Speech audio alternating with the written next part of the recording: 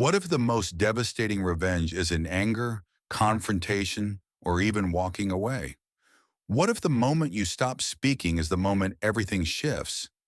You've been told silence means weakness, that if you don't defend yourself, you lose, that if you don't explain your side, people will believe the worst. And for a long time, you believe that too. Every instinct in you screamed to react, to correct the story, to make sure they understood what they did to you. Welcome. I'm glad you're here because something deep inside you already knows this isn't working. Every time you reacted, the pain didn't disappear. It multiplied. Every explanation felt like begging for respect.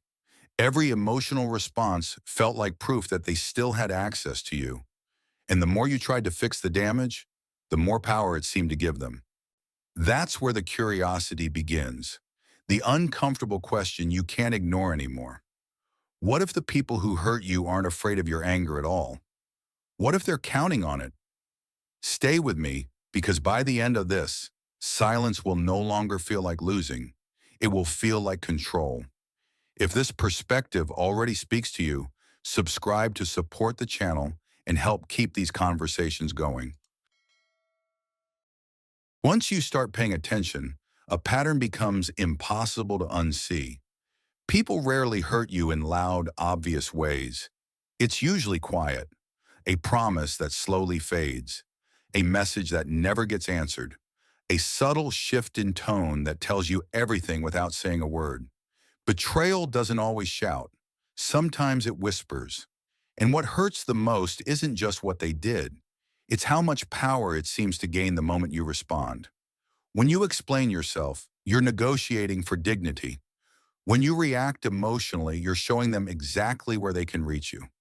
They may never admit it, but your reaction is what confirms their influence. It tells them they still matter in your inner world. That's when you begin to see the truth. You can't control their actions, their manipulation, or their indifference. But you can control what you feed. Reaction is emotional currency. Anger spends fast. Justification costs even more.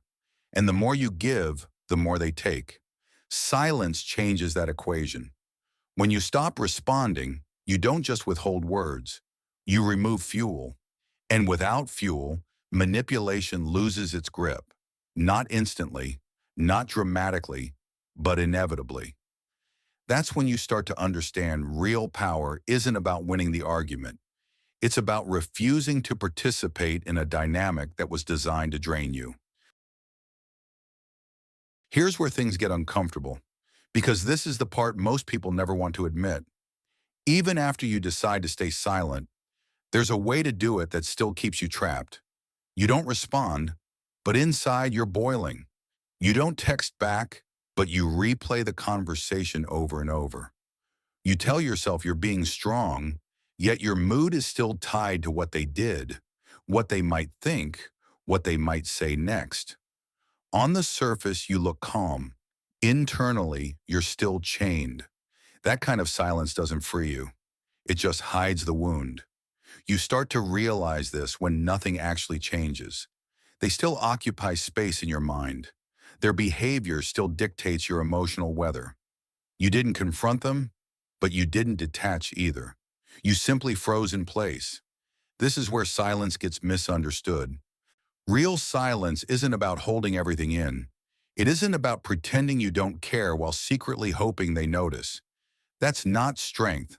That's suppression, and suppression always leaks through resentment, tension, or quiet bitterness. The shift happens when you stop using silence as a shield and start using it as a decision to stop orbiting their actions, a decision to stop waiting for an outcome. The moment your silence no longer needs to be seen, validated, or rewarded, it stops being passive. That's when it becomes dangerous, in the calmest way possible. And once your silence stops needing validation, something even more unsettling begins to happen. You start to feel the space they used to occupy collapsing. Not dramatically, not all at once, but quietly in small moments you don't expect. You wake up one morning and realize you didn't think about them first. You go through your day without checking your phone for a reaction that never mattered. The emotional noise fades, and in that quiet, something else moves in. Clarity. This is where silence stops being a response and becomes a reorientation of your life. You're no longer measuring your progress against the person who hurt you. You're no longer asking whether they regret it, miss you, or feel the consequences.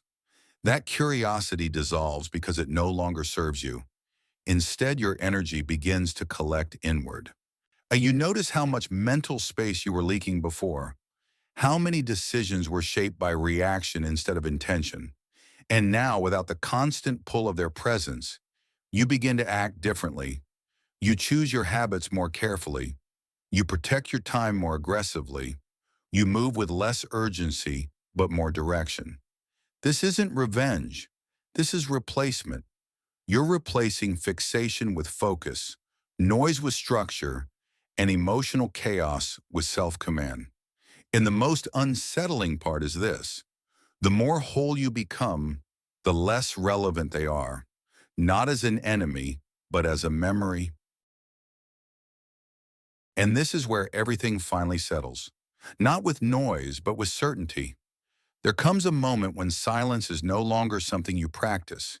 It becomes who you are. You don't avoid them. You don't resist them. You simply move on fully, quietly, without needing permission. What once felt like loss now feels like distance gained. You didn't win by watching them fall. You won by no longer needing to know what happened to them at all. That's the quiet endgame of self-command. No announcements, no explanations, just a life that no longer revolves around what hurt you. Now I want to ask you something simple, but honest. When you choose silence, what are you really choosing? Peace, power, or freedom? Comment below with your answer. I read them all, and others will too. And if this resonated, subscribe to support the channel and help keep these conversations going.